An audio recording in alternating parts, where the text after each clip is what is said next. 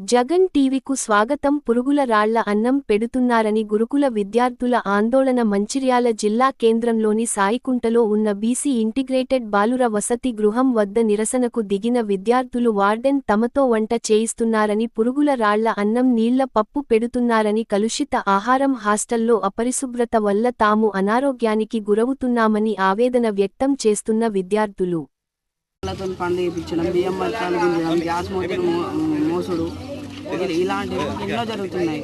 ఇంకా స్నాక్స్ అయినా కానీ, ఫుడ్ అయినా కానీ సరిగ్గా పెడతలేరు. ఫుడ్ అయితే ఇంకా క్వాలిటీ మంచిగా లేదు. అంత ఒక్కొక్కసారి పురుగులు అంత ట్యాబ్లెట్ రాళ్ళు వస్తాయి. పప్పు అయితే మొత్తం నీళ్ళే, కూర అయితే టేస్ట్ లేదు, ఏం లేదు. దాంట్లో ఇంగ్రీడియంట్స్ చక్కగా చేస్తలేదు. ఇంకా పెరుగు అయితే మొత్తం నీళ్ళే. ఇప్పుడు పెరుగు 3-4 ప్యాకెట్స్ చేస్తే దాంట్లో ప్యాకెట్ వర్కర్స్ తీసుకుంటారు. ఇంటికి ఉంటాం కూడా మనం. మేము తినే వాళ్ళకి చికెన్ అయినా కానీ, ఏదైనా కర్రీస్, వెజ్ కర్రీస్ కానీ మా వాళ్ళకే తీసుకోకట, ఇంకా కూరగాయలు తీసుకోకట వర్కర్స్.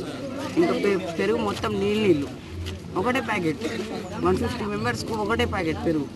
మీరు ఎందుకు కూర్చున్నారు? దేనికోసం కూర్చున్నారు? ఈ సమస్యల కోసం మేము కూర్చున్నాం. మేము వచ్చినప్పుడు